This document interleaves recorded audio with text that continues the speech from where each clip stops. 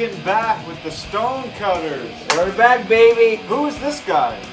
Who are you? The Spick. What's your real name? No, Juan. We know that. Juan. I'm the third, and let's take care of some business. Alright, today's episode for all you Black Sabbath fanatics is about who's the better singer? Is it Dio or is it Ozzy? And coincidentally, we didn't plan this, but we're filming this on the 40th anniversary of Ozzy getting fired from Black Sabbath. Let's start off this conversation. When you think of Sabbath, who do you think of? Do you think of the almighty Ronnie James Dio or the Prince of Darkness himself, Ozzy Osbourne? I really think of Ozzy. And I would say the same thing.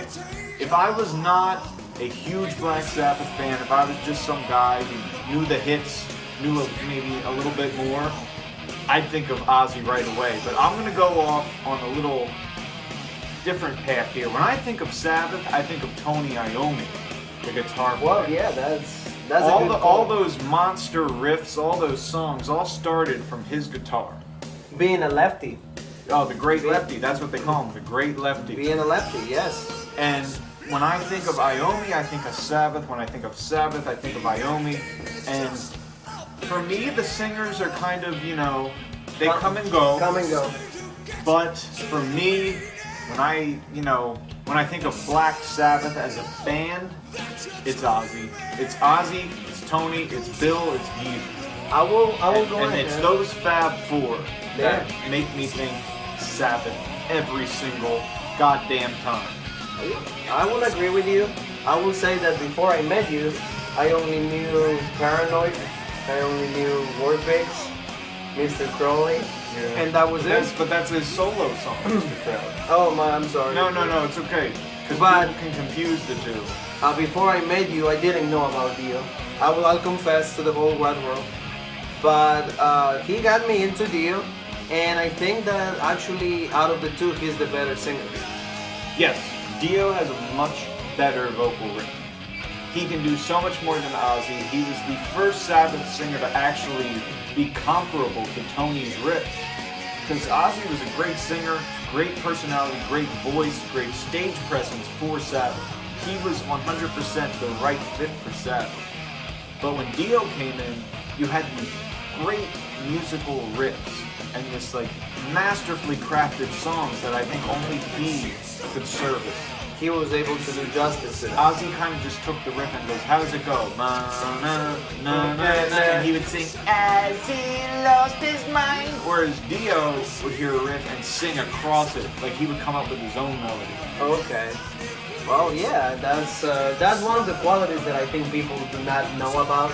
And also, if you're not a really Black Sabbath fan, you won't be able to know these things. Right. And I think it all comes down to the way people judge Ozzy and Dio is all because of their personality. They never judge it based on who's the actual better singer. Mm-hmm. Okay? And what I mean by that is Ozzy in the 80s didn't like that he was replacing Sabbath. He called every incarnation of Sabbath without him like a fraud. Tony should stop. He's beating a dead horse. So Ronnie James Dio is a short guy, right? So in the 80s, Ozzy hired and paid full salary to a midget so that the midget could follow him around on tour, and he named it Ronnie. Oh, just to make fun of And he would bring the midget out on stage and do a bunch of humiliating shit with it. There was even one show where he pretended to hang it, and he called it Ronnie. He'd be like, oh, my midget Ronnie. Ozzy being pity. Yeah, Ozzy being pity. And they said that when he was recording his first solo album, when he was recording that, they said he would spend a lot of his time in the studio looking at the charts to see where heaven and hell was. Oh. Did they move up? Because he just could not accept that he was not in the band. So he was being very petty. Yeah. And Dio, I'm not going to give a pass to Dio either. Dio is a big drama guy. He always brings drama with him wherever he went. God rest his soul, but he always brought drama with him. Bless your heart, Dio. So people basically, though, because Ozzy had the childish mentality, they look at him and go, well, he's a clown. Dio's not a clown, so he's the better singer. But really, when you think of Sabbath, to me, I love Heaven and Hell. I love Mob Rules. I love Dehumanizer. I love every album they did with Dio, but when I think of the music that spoke to my soul when I was a teenager in high school getting into this stuff, it was the original 4, original 8, 1970s Black Sabbath albums. Okay. So, Give us a little bit of background though. Why did Ozzy got fired? so basically there was... Fill us in there. So this started, the riff started a while ago. It started around the time Volume 4 came out. So their 4th album, on the cover is Ozzy. It's not really his picture, but it's like a cartooned image of him going like this into a microphone. And Tony Iommi saw that and got really pissed off. So every concert after Volume 4, you notice that Tony's in the center of the stage. Usually the singer's in the center. Yes. Tony's in the center, Geezer's on the other side of him, and Ozzy's pushed over on, I think it was his left side. Mm-hmm. So Ozzy's on his left, Geezer's on his right. And I think that's all because of Volume 4. Mm-hmm. Tony was like, they were pissed off. He's the center of attention, he's getting the album cover. And so it became pretty relevant back then of what band this was going to be. It was going to be an Iommi-directed band, or it was going to be an Ozzy-directed band. Yeah. And Ozzy was all about the sound on, his first album, Crazy Train, Mr. Crowley. Yeah. That's what Ozzy wanted to do all those years. But when you get into 1976, when their Technical Ecstasy album came out, they were doing more of a hard rock 70s Queen vibe because their doomy and dark stuff wasn't selling. Oh, so they had to tone it down. So they toned it down, they made it commercial, and Ozzy hated that. He always hated that. Tony was all about doing different styles and changes. Ozzy wasn't. He actually left the band after Technical Ecstasy for a very brief amount of time to start his own solo band. Oh. And then he came back. And then they did an album which again was not what Ozzy wanted to do. And he says that Never Say Die album, which was the last album they did with him, was the worst thing he's ever recorded on. But that's his opinion. Other people think that that's a great album. What's your opinion about it? I think it's a really fucking good album. I love Never Say Die. There's a lot of people that hate Never Say Die. I love it. There's only one song I don't like on it. It's called Breakout. Breakout is a piece of shit. It's a 2-minute instrumental where this guitar just goes ba-na-na-na, ba-na, over and over again. And then eventually they bring in like brass. And then you got like all these trumpets and stuff going ba-na-na-na, ba-na, and it's that for 2.5 minutes. Piece of shit song. But other than that, you will say it's a great album. Oh, Never Say Die. Like, it's not heavy metal, but it's very bluesy, hard rock. Every single song on it is great. That's how I feel about Never Say Die. But then again, the album after that, the first album with Dio came after that, Heaven and Hell. Perfect album. So I like both of them. Like, I'm not going to say Never Say Die was shit. Heaven and Hell is a masterpiece. I think they're both great. Okay. So, then what leads to Ozzy leaving the band? So he left, he came back, and then after the Never Say Die tour, Ozzy, all 4 of them were all doing drugs. Heavy amounts of cocaine. When they... Cocaine! But, before they came to America, it was just, they were drinking a lot and they were smoking marijuana. When they got to America, they started doing cocaine, heroin, a bunch of other drugs. But it was mainly cocaine that was, their downfall. And what was happening was all the other members of the band, they were all doing drugs. But Ozzy just became so disinterested after a point, and so he would come into the studio. They started to record an album after Never Say Die, and he would just sit there and go, I don't want to sing. Because he did not want to do the music Tony wanted to do. He wanted to do the music he wanted to do. Okay. But it was a creative difference combined with a lot of drug use, which was making him very disoriented, not make, he didn't want to do or participate in anything in any shape or form. So eventually they were like, okay, we can stop doing this Black Sabbath thing, or we can continue with somebody else. And they sent in, today, 40 years ago, they sent Bill Ward, the drummer, who was Ozzy's closest friend in the band, to fire him. Tony didn't even do it face to face. He didn't have He the said balls. Bill Warden. And I love Tony, but he just did not have the balls to go in and go, Ozzy, you're out. We know a few people that they were good people. We know a lot of good people who don't have spine. But they don't have balls, yeah. Yeah, ballless No people. sit. Yeah, we will say no sit. If he sees it, he knows it. But anyway. No set. Just like Tony. Yeah. But no, I can't say. Continue. I love Tony. And go back So to anyway, the story. that was basically it. It was Ozzy was out at that point in 1979. He was out. He spent a long time in a motel room, depressed. And then Sharon Arden, not yet Ozzy, Sharon Arden, who was Black Sabbath's manager's daughter, came to him one day and was like, I want to manage you. And I want to clean you up, and we'll get you a solo band, and we'll get you started. And it started. She gets a lot of shit, okay? I give her a lot of shit.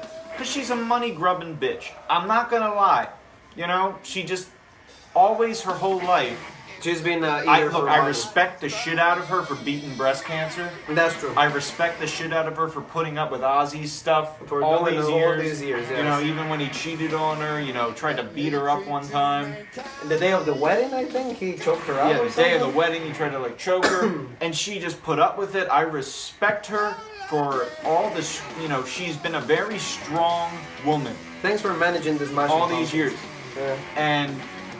but she's always about the cash, and it's very, you know, obvious. He's money oriented. Even though they deny it, and she denies it, she is about she. I ain't saying she's a gold digger, Yeah. but she, you know, but Even in the episode of the I last give ones. her all the respect in the world for taking Ozzy out of that stupor he was in a motel room and turning him into a multi-platinum solo artist.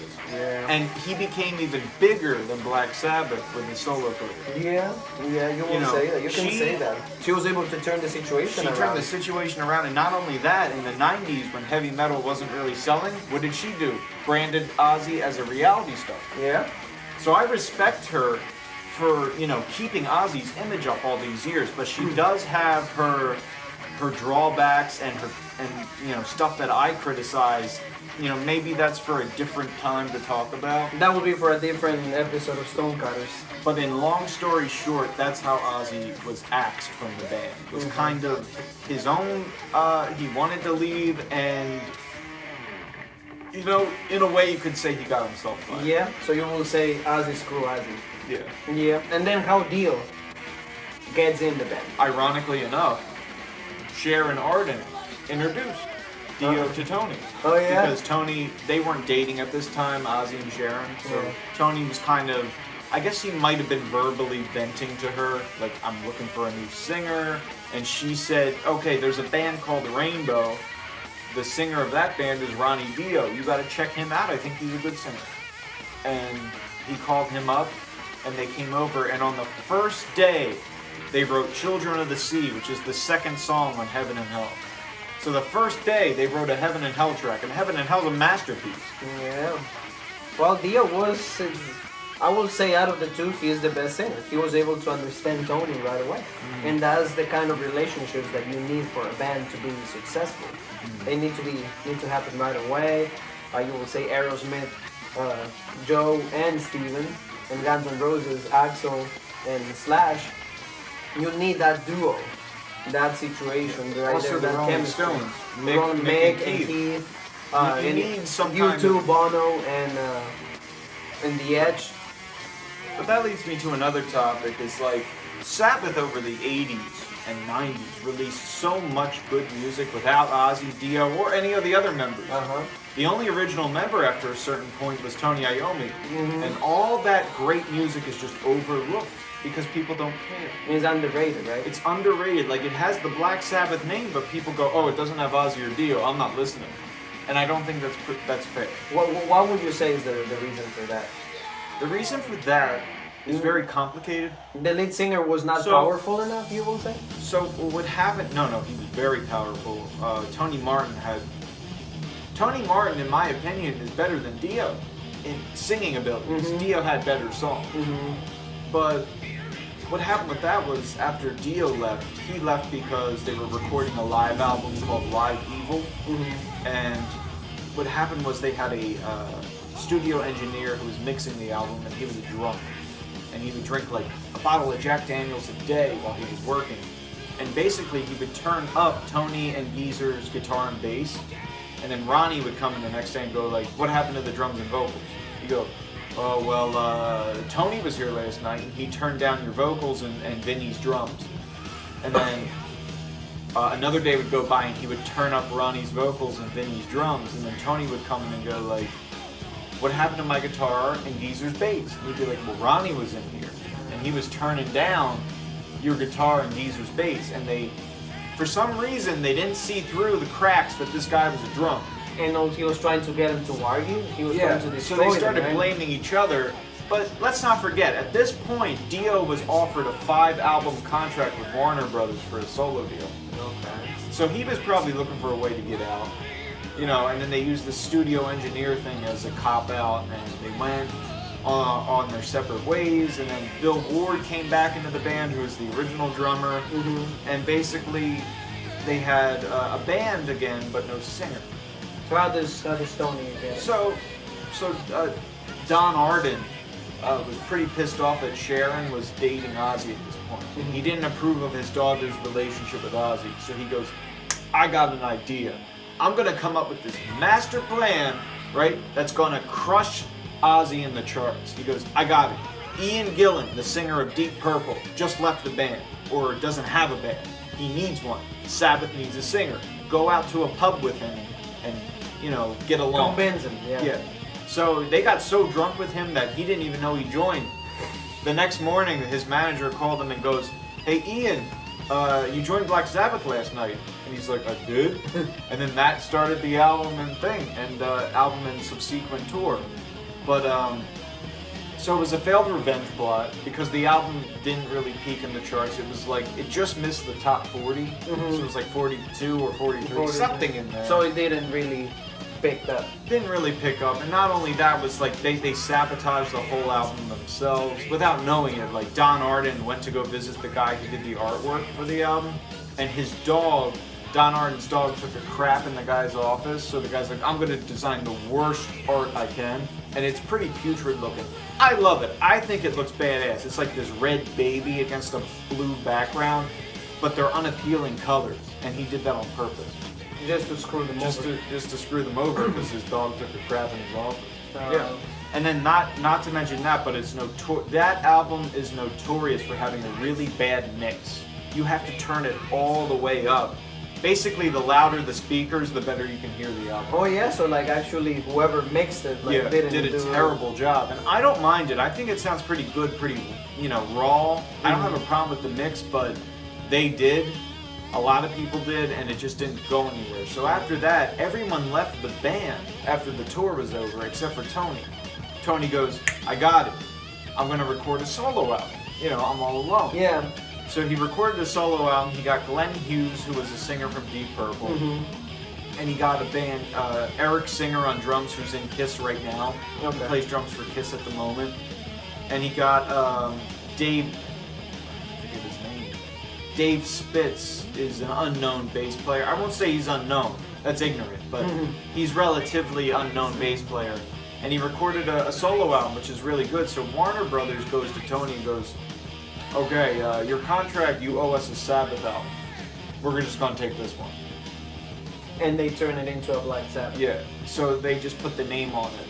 So that's how Black Sabbath became Tony being the only original member. No original member. Was that he recorded a solo album, but that's debatable as well. Because right before he recorded that solo album, he bought all the Sabbath name and trademarks. So he became the owner of Black Sabbath. So he owns everything. So, but here's the thing. Why would you buy the name and the trademarks if you're not going to use it? Yeah. Unless... So the official story is he did a solo album and Warner Brothers tricked him to make it put Black Sabbath. But why would you have all these... He spent millions of dollars to get these rights, and he just expects us to believe that he was just going to sit back with them and not do anything.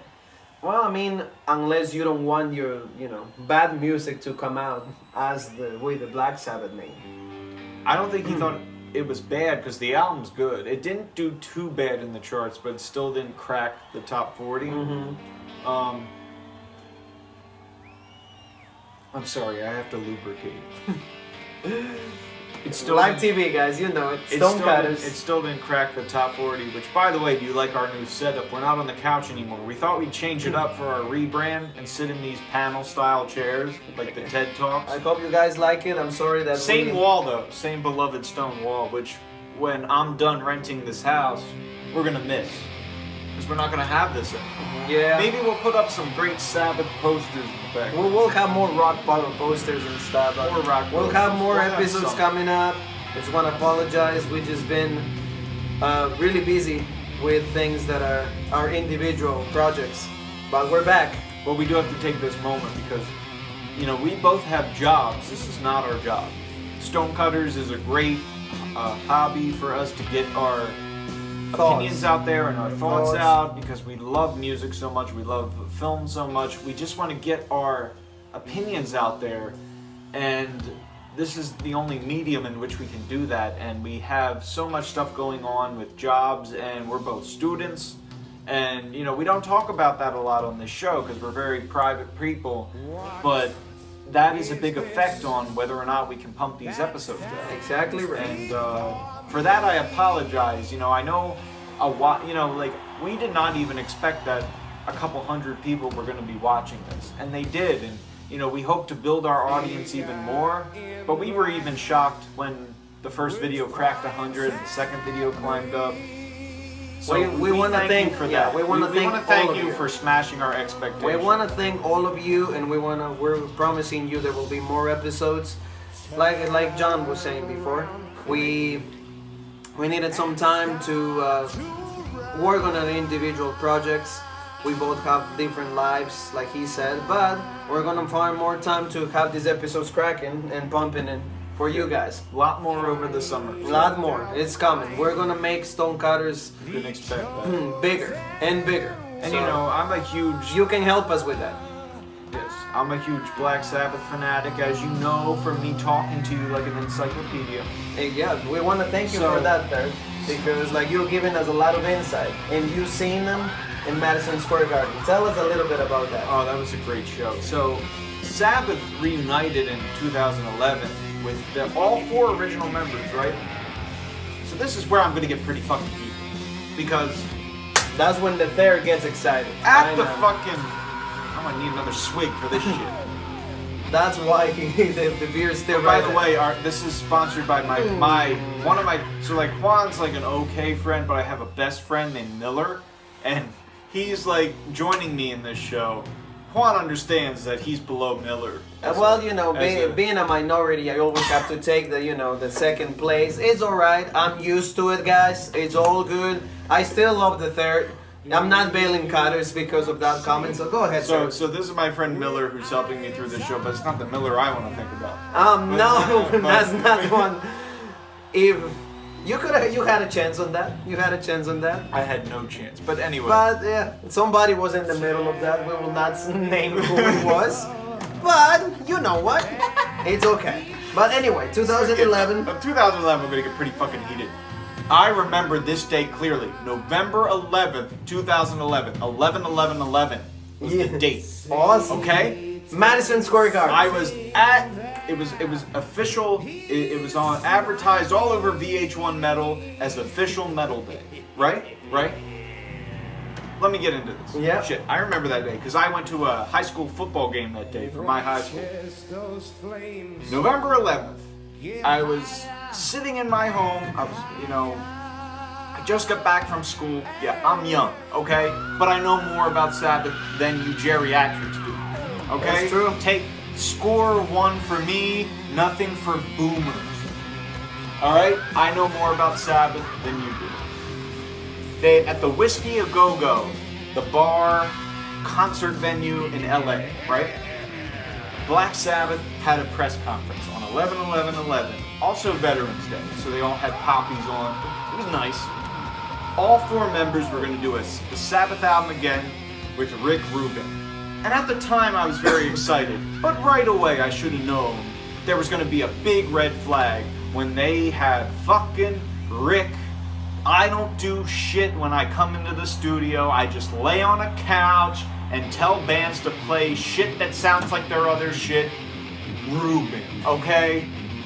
This guy. That surprises me, actually. This guy, Rick Rubin, he had his moment. He had his moment in the 80s when he produced all the famous Slayer albums that everyone whacks off to. He had his moment, okay? But nowadays, he doesn't do shit. When he produced Death Magnetic for Metallica, they said he was barely in the studio. Slipknot sued the guy because he barely showed up, but they were paying him millions of dollars to produce this album. So I should have known something was going to, something was wrong. Something was fishy. When they had this hack of a producer on their panel. So they had all 4 Sabbath members and then Rick Rubin with his ugly, beer, stained beer. Oh my god. Castaway yeah, beer. with this castaway beer. Yeah. Something was wrong. So anyway, I was like, you know what? Black Sabbath's my favorite band. I was like 14, 13 at the time. So I'm like, you were learning how to whack. I was like, I already knew how. But I was like, this, whatever. Rick Rubin's coming on, it's gonna be good. It's the Fab Four, my Fab Four, not your Fab Four. No, yeah. His Fab Four is the Beatles. I love the Beatles, but that's a different episode. That's like 3 different episodes. That will be the episode that I do all the talking. That's like the season finale. Yeah, I'll do all the talking in that episode. But anyway, continue. So anyway, they have Rick Rubin on. All right, they got all 4 members. All of them go. They wrote like 8 songs. They're gonna go into the studio. They're gonna record, and it's gonna be phenomenal. So then months go by, just a few. I'm on the train. I'm flipping through my phone, and I see this article. Bill Ward fired from Black Sabbath. The backbone of that band in the 70s was Bill Ward. You could not listen to any Sabbath song and not just be pummeled with those adventurous drums. He just went all out on every album to make sure he nailed every drum track that he performed on. And he was just the heartbeat of the band. I'm sorry, he was, you can look at any other drummer and go, oh, they're just a drummer. Bill Ward was just one of the key members of that band. You had Tony with the riffs, you had Ozzy singing, you had Geezer's thunderous bass, but then, that on War Pigs, especially at the end of War Pigs, like, da-na-na-na, da-na-na-na, da-na-na, and then Bill's just going like this. Amazing. His drumming is amazing. So I was crushed. I was like, why is Bill out of the band? And he said it was because, and this is where we get into a little war here, Bill goes, they did not present me with a contract that I could sign, which means he wasn't getting paid, enough money. All the other members, Ozzy, Tony, and Geezer, were getting a bunch of money. But not him. Why is that? We don't know. We'll never know. He just said that the contract, he always, to this day, called it unsignable. That's the word he used. Oh, so it wasn't, good enough. Right. But then we get into a different scenario, which I don't know what to believe. Because Bill Ward's telling me they're not paying me enough. And then Ozzy is saying Bill was not fit for drumming. Because the guy is older, he is a little overweight. And in 1998, when they did the reunion album, they recorded 2 new studio tracks, just 2. One he plays on, the other is a drum machine. Why? Because he had a heart attack and couldn't make the studio session. And then in 05-06, they did another tour with him for Ozfest. I don't know if they toured the globe, but they were doing a lot of shows with Sabbath. Another heart attack. Oh, wow. And then they had to replace him with Vinny Appice, who played on the Dio album. So it's like they had a Sabbath drummer playing with him, but it wasn't Bill Ward.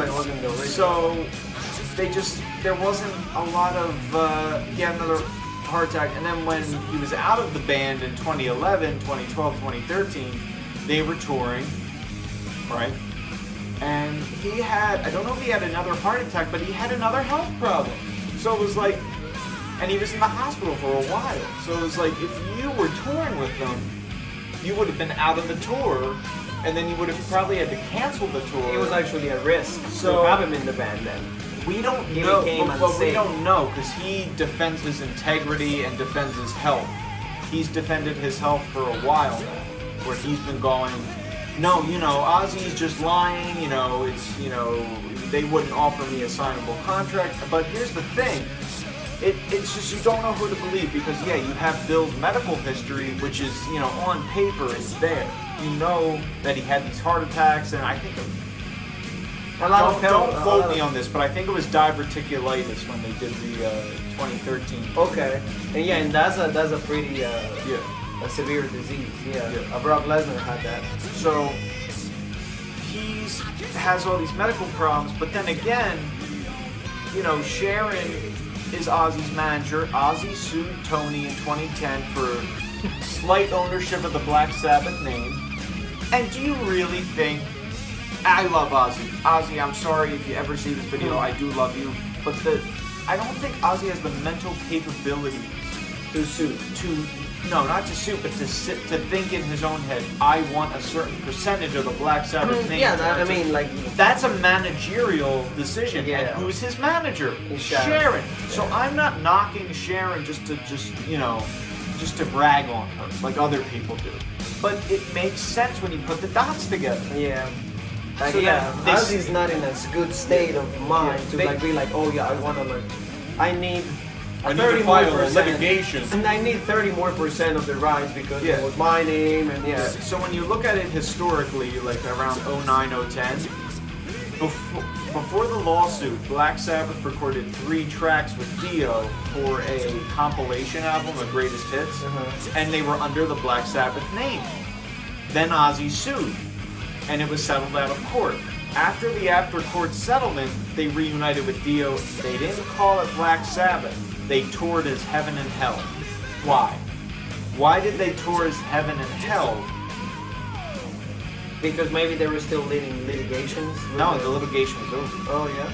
Then So it's Ozzy like- won. So some of it, right? basically, what I'm theorizing, and it is a theory, is that they said to Ozzy, "We'll give you a percentage of the Black Sabbath name," meaning that if they toured with Dio under Black Sabbath, they would have to pay Ozzy money. And that's why they didn't do it. So that's why I think they didn't do it.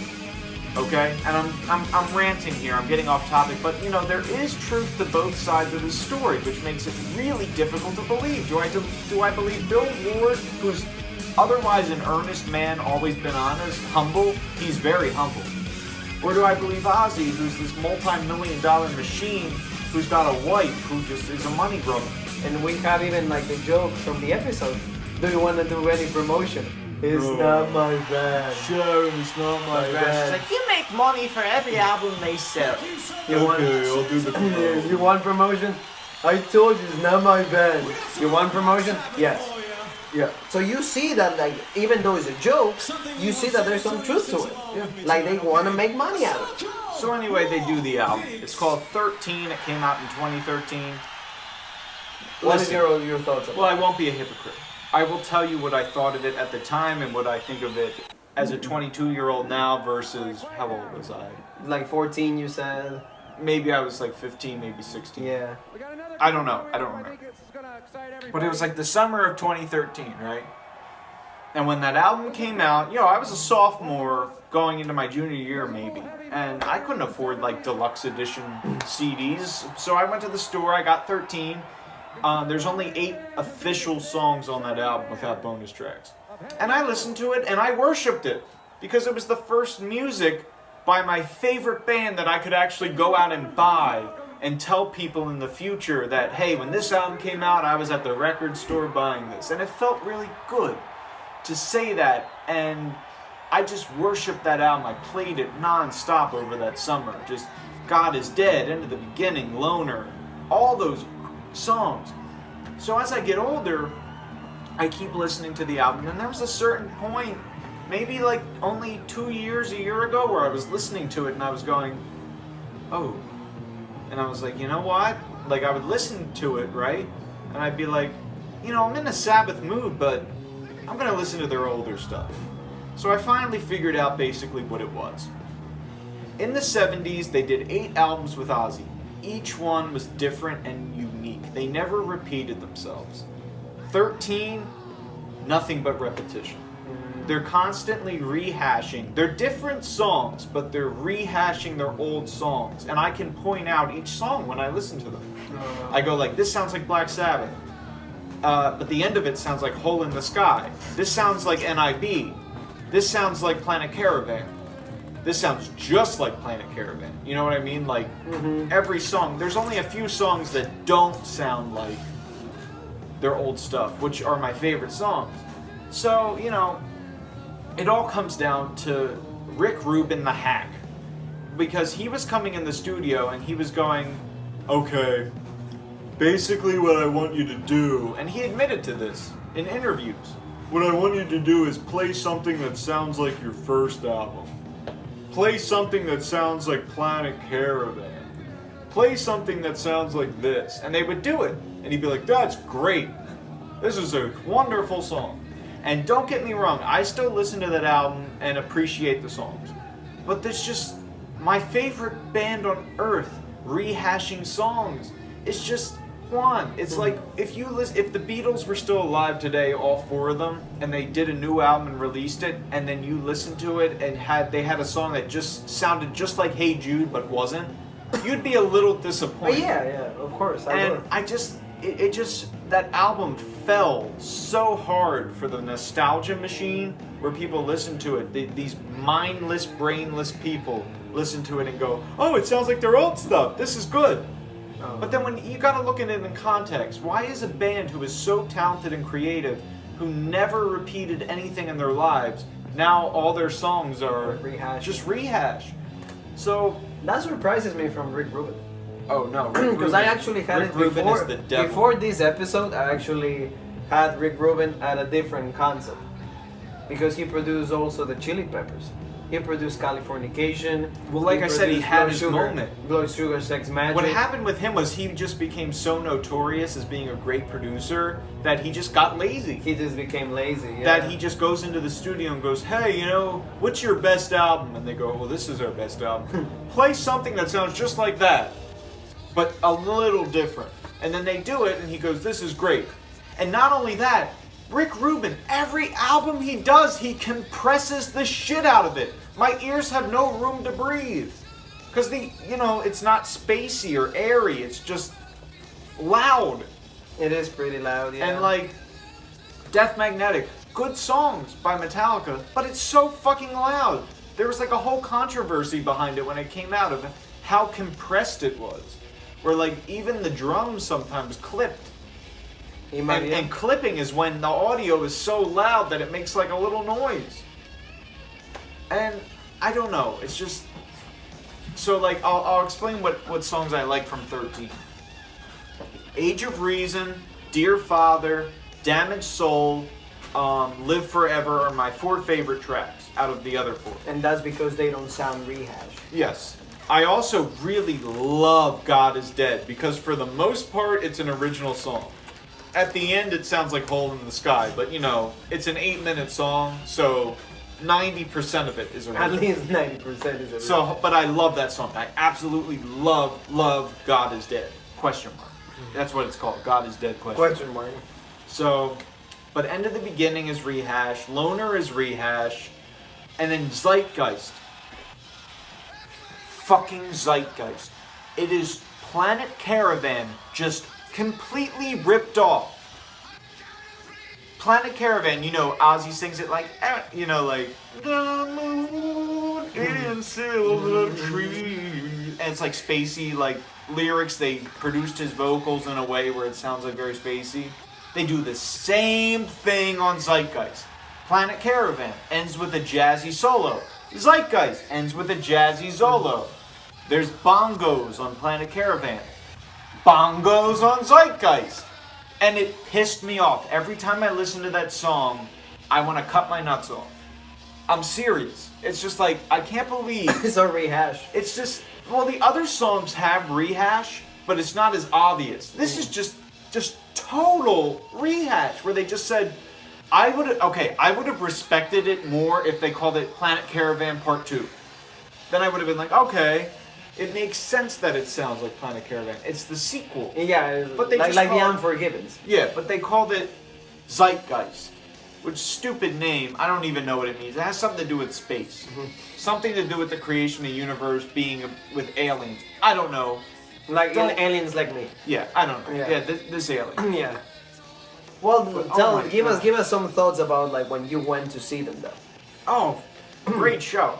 Because here Who was the drummer though? Yeah, tell us the whole story. That's another rant. That's another. Okay, if anyone out there is Democrat or It's fine. It's fine. If We're the anyone out Stonecutters. there- We don't give a shit. Yeah, That's right. I try not to give a shit, right? We're the Stonecutters, and we don't give a shit. That's until you are a hypocritical person who just constantly praises socialism, but then lives in America and signs to Capitol Records. And you might be thinking, what the hell is the third talking about? I'm talking about that on 13, Rick Rubin said to the band, I got your drummer for you. So he brings in this guy to record these basic ass sounding drums. No adventure at all, by the way. Bill Ward was all about adventure. These are just run of the mill drum tracks provided to you by Brad Wilk from Rage Against the Machine. A commie band who just always rags on America, rags on capitalism, and are signed to Capitol Records, the most corporate company out there. So I'm sorry that I'm ranting. I really apologize for that, but I had to get that out there. That they had this guy, Brad Wilk, on the album, and I just think he's a bad drummer, okay? It's nothing Drummer to do with... of Audioslave too, then, right? Yeah, but nothing to do with his political beliefs. I'll put that aside. I'll put my rants aside. He's just not a good drummer on the album, okay? But on tour, they had Tommy Clufitos from Ozzy's solo band. Great drummer. He was so good. Very talented. He nailed every single song. I have no complaints against Tommy. He's not Bill, and I would have loved to see the original four before they retired as someone who's never seen them before, someone who's young and will never probably get to see them as the original foursome, but he did a great job. When I saw them the first time in 2013, it was like my second concert.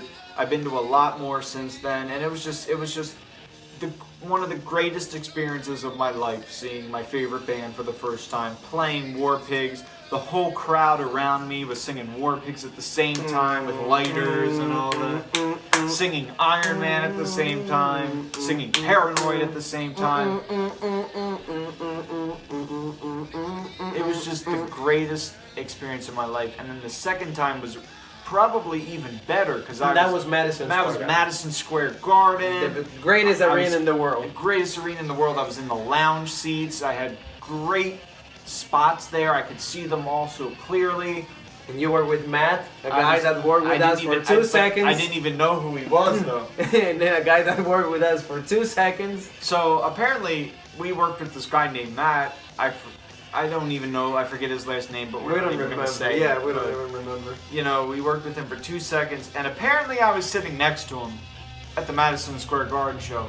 I don't remember. We I had don't like remember the that. thing at work that we used to play a lot of heavy metal. And they were talking, they were making food, and it's like, oh, I went to this concert in Madison Square Garden. I saw Black Sabbath. It's like, oh, me too. When? This date? Oh yeah, I was there. Oh yeah, and I had like VIP seats and stuff. Oh, I got it too. I was right there.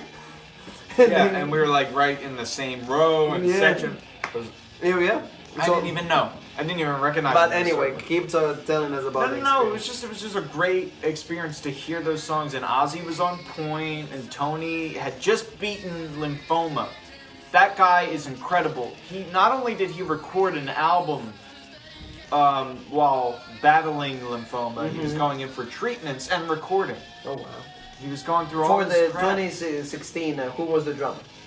Same guy. Oh, the Tommy same. Clufitos. Okay. They had the same touring drummer, but he's such a better drummer than Brad Wilk. I would have rather had him on the studio tracks.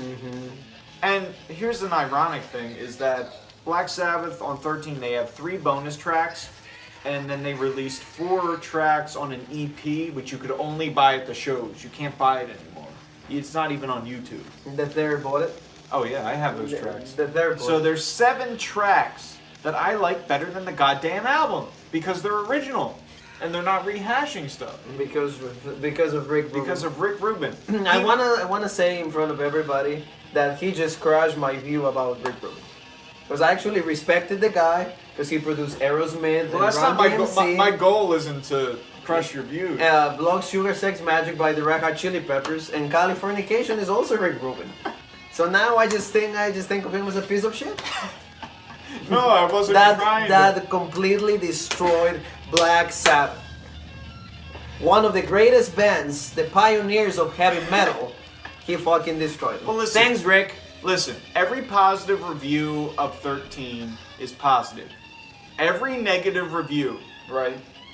If you read every negative review of 13, every single time the reviewer mentions Rick Rubin. Because people know that it's because of There's him. not one negative review of 13 that doesn't mention Rick Rubin. And they always go like, oh, you know, the album probably would have been better without compression from Rick Rubin. And like, it's like right there. And like, Rick Rubin produced this. If you hear like a Spanish version of somebody, oh, me gusta, and I don't, no gusta Rick Rubin. Yeah, it would have been no gusta Rick Rubin.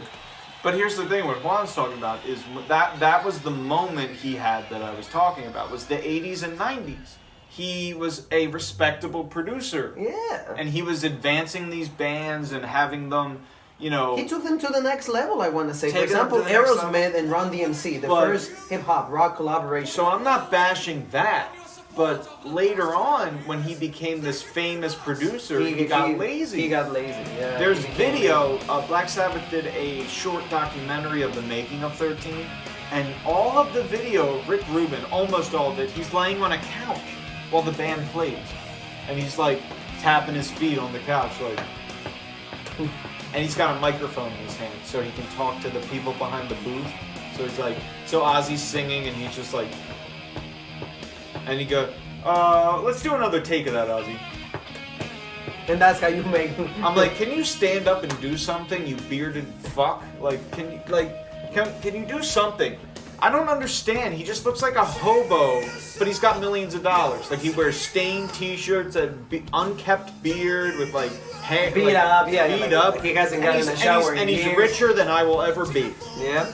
And I just, you know, all thanks to Blood, Sugar, Sex, Magic, and Californication, and Rain and Blood. Yeah. All those albums. All those albums. Because not for 13. No. So fill us in there. Is that the last live album? Studio album for Black Sabbath? That's the last studio album, and it's what happened after a that? weak one. What happened after that? They just retired. They're not coming back ever. They said that they would reunite. Possibly, there's going to be. You might know the name of it because you're a big fan of soccer. But there's going to be... For the World Cup? No. Or there's going to be games in Birmingham, England in 2022. Okay, so it might maybe maybe like the FA Cup. The FA Cup or the Premier League or the Champions League final. Something. But there's going to be, because Birmingham, England is their hometown, and Geezer Butler's actually a huge soccer fan. He's a huge fan of Aston Villa. Aston Villa, yes. And he has appeared at the games. They've given him jerseys, and he's on the field there. Like the biggest and the best sport in the world, soccer, baby. So anyway, yeah, they're big fans. I don't know if it is Soccerville, but there's going to be an event in Birmingham, their hometown, in 2022. And they said if they're all still around and living, they'll do like a few songs at the halftime or something. Okay. I don't know what they would be called. But you don't see you don't think they will do another studio album, another tour? You think they're too No, old? I think what are your views on that? So what I think is going to happen is if the Sharon Money Machine allows them, I think they will see what Tony's doing right now is his own thing. Tony Iommi was always Black Sabbath to me, so whatever Tony Iommi does, then I know what the future of Sabbath's gonna be. Right now, he said he's remixing an album with Tony Martin, who did the lead vocals for Sabbath. It's called Forbidden, and he's remixing that because that's a whole nother story. Basically, Ice-T, the rapper, has a metal band called Body Count. Ice-T. And in the 90s, Ice-T's guitar player Ernie C produced a Sabbath album. And it was just, it's regarded as their worst album ever. Would you agree to that? I would agree a little bit. I think 13 is above it a little bit, but I respect Forbidden more because it tried to be original. You know? Okay. But what Ernie C did was he had a weird production style on it, and Tony was never happy with the sound, so he's remixing that now. What I hope to see from the future of Sabbath is I hope to see Tony remaster the albums that are out of print. All the Tony Martin albums that you cannot find in stores, you can't buy on iTunes, you can't buy on Amazon. If you do find a CD on Amazon, they're $30 used because you can't find them, they're out of print. So I hope he remasters them and re-releases them so everybody can listen to them and stream them and get to appreciate that type of sound. The last thing I heard was that Ozzy is sick at the moment. He's recovering. He's going to. He canceled all the tours for the remainder of the year. Right. He's going to reschedule those dates. He's going to retire. And the last thing I heard from Tony was that he is working on music with Brian May from Queen. Oh. So he might do a solo project with Brian May. Oh, wow. Hopefully Adam Lambert is not involved. Oh, yeah. Let's hope on that. But Queen plus Sabbath, I want to see that. Just a girl with a dream. I mean, if for that, I will go see them. But Adam Lambert, it's impossible for me to picture Queen without Freddie Mercury. Right. And, Queen is a whole other episode. Because we could talk for a long time, because we both love Queen. We both see the movie Bohemian Rhapsody. Yeah. We both acquired the term darling. Darling. Yep. Yeah. We both call certain kind of people darling. So it's just in a way to not be offensive to anybody. Because nowadays everybody gets offended for the least thing you say. Oh, yeah. But anyway, conclusions about this episode. Your favorite one album from Black Sabbath and your least favorite. My favorite and my least favorite. Damn. I'm putting you on the spot here. Okay. Well, in front of the whole wide world. My favorite album by Black Sabbath is Volume 4. Okay? That's my favorite, all-time favorite album by Volume 4. Because you love all the songs, like the whole construction, everything. Yes, and that's an Ozzy album. That's the fourth album they've done is Volume 4. That's my favorite album that Black Sabbath has done. I can listen to that anytime and not be burnt out on it. A lot of people would look at me and look at this video and go, why isn't it Paranoid? Well, let me tell you, Paranoid for me, I love every single song on Paranoid, but Paranoid has a burnout factor. I've heard all those songs so many times on so many different radio stations, in my life and all that. We will not mention where, but we will say, I'm going to surprise the third with some Black Sabbath. What were the songs that we listened to all the time? Iron Man, War Pigs, Paranoid, everything off that Paranoid album I've heard so many times. For the third. And when I hear them, I love them. I think they're the most integral part of rock and roll history. But I am burnt out on the Paranoid album. Alright? That doesn't mean I won't listen to it. So don't try in the comment section to be like, this guy doesn't like Paranoid. I love Paranoid. But I love Volume 4 even more because I can listen to that any time of day. So my least favorite. My least favorite, it's gonna have to be Forbidden, that album, because of the misdirection it has, and just the songs are so weird. It's just, so there's a rumor out there that Tony only recorded Forbidden so that he could fulfill his contract obligations and then reunite with Ozzy, because before that he had a contract where he had to deliver Sabbath albums. But then in the distance was Ozzy and Sharon waving that reunion stake in front of him. So he was like, shit, I gotta do another album. That's a theory. And just the songs are not there. Like, I'll give you an example. The first track on Forbidden is Illusion of Power. They collaborated with Ice-T, right? I'm not against that, okay? Run DMC and Aerosmith. It's great. Great. Badass. Anthrax and Public Enemy. Badass. Great. Badass. Badass. Okay, Ice-T is a huge Black Sabbath fan. A lot of people don't know this. Ice-T loves the Ozzy era Sabbath, right? But when they did a collaboration with him on Forbidden, it's like really bad. So I'm like, how can you get a rapper that loves Sabbath, which is rare, and then you come up with a collaboration that is just terrible? I don't understand. And then every other song has this really bad production. The end of the album, the last 3 songs on Forbidden are really good. Okay? And then there's a few songs in the middle that I like. But overall, not good. I do not like it. But hey, just above Forbidden, because Forbidden's at the bottom, is 13. And now, I want you to categorize the lead singers. Categorize the lead singer? Yeah. I can do that. Top. So the top down. Or you want to do down up? I could do down up. Okay. Okay, so my least favorite Sabbath singer, and this is, again, this is gonna be hard, man, because I love all of them. That's why we put the third on the spot. But I love what all we do. So you're gonna be watching this thinking, why did he put this lead singer down there? You know, it's your view, though. You're entitled to have. Yeah, but like, view. I'm only ranking these guys down below and up at the top because I have to. It's not because of my personal distaste. But you're gonna give us the reasons why. Yeah, I'm gonna give you the reason why. So at the bottom would be Glenn Hughes. God, I do not want to put Glenn Hughes at the bottom. I love Glenn Hughes. He has a band called Black Country Communion that I love. He's been in Deep Purple. He was in Sabbath. I love Glenn Hughes. He did albums with Tony Iommi solo. They were called Fuse.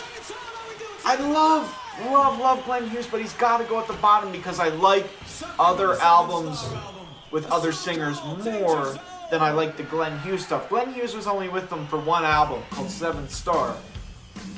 But at the bottom. That's the bottom. Glenn Hughes. After him, I hate this. I hate that you put me through this shit. Right above him is the part of being a Stonecutter. God damn it. Right above him is Tony Martin. And fuck, I don't want to put Tony Martin that low because I love Tony Martin.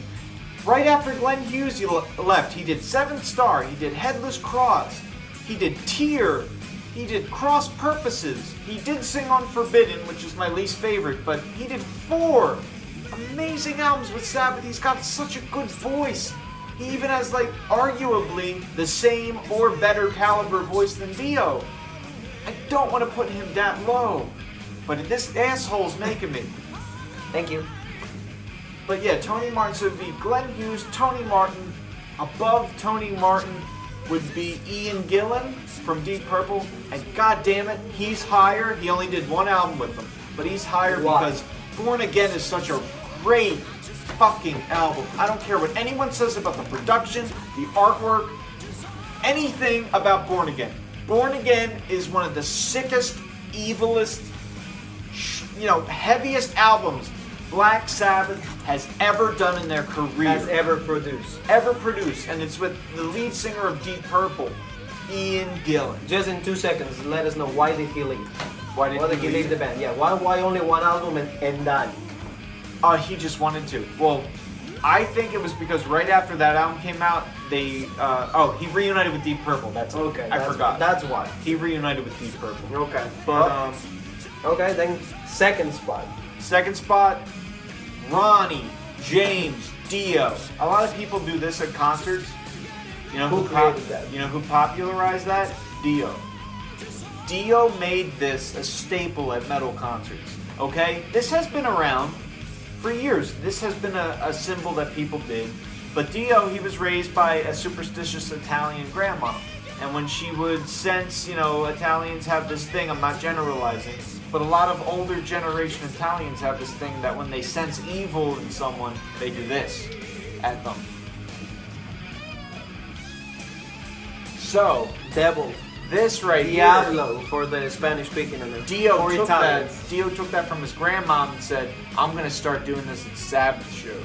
And he did. So now every metal concert you go to, just any concert in general you go to, you're going to see this. You will see this. And you have Ronnie Dio to thank. And that piece of shit, even though I love him, Gene Simmons tried to trademark this, and he was shot down because I don't know why he was shot down, why the courts denied him, but he has no right trademarking this because this was a Dio thing. Gene, just focus on Shannon. So Dio, any album he did with Sabbath was a just masterpiece for me. I loved every single album he did with Sabbath. I love that one album he did with Devil You Know. Not Devil You Know. The album was called Devil You Know. But with Heaven and Hell, which was basically Sabbath, just under a different name. Great album. That was the last album he did before he passed away, sadly. Just perfection. Every album he did with Sabbath, perfection. So number 2 is Ronnie James Dio. And number 1, Ozzy Osbourne, the Prince of Darkness. Because, I'm sorry, Sabbath to me, in every sense of the word, is the original for 1970s Sabbath. Most bands will always be the originals. Oh yeah. Most we'll say, like, for example, popular. I would say, like, it's not even comparable, but Blink-182, we prefer what? The original, like Tom DeLonge, right? Tom DeLonge, Mark, and Travis. And look, Matt Skiba is a wonderful singer. He can arguably, if you speak on strictly a technical sense, he can sing those songs better than Matt can. I mean, not Matt, Tom can. Because Tom didn't have the best voice, you know. But Fade fell short this time. You know, he didn't have the best voice, but you love him. You love Tom because that's the original one. You grew up with him, and that's how they became. He was popular. unique. He had his own identity. He had his own style of singing, and he wasn't a technical singer. He wasn't a technically better singer. He was not like musically trained. Right. Matt Skiba is, and he's arguably better and more talented than Tom. But you're always going to think of Tom, and that's the same way I would apply it to Dio. That's why I'm trying to use that example to illustrate a way of saying it. That, like, again, Dio is more musically trained, more, you will say, is more precise. Yeah. But Ozzy is the original one. Yeah, and he had his vocal style, which no one can ever duplicate Ozzy's vocal style.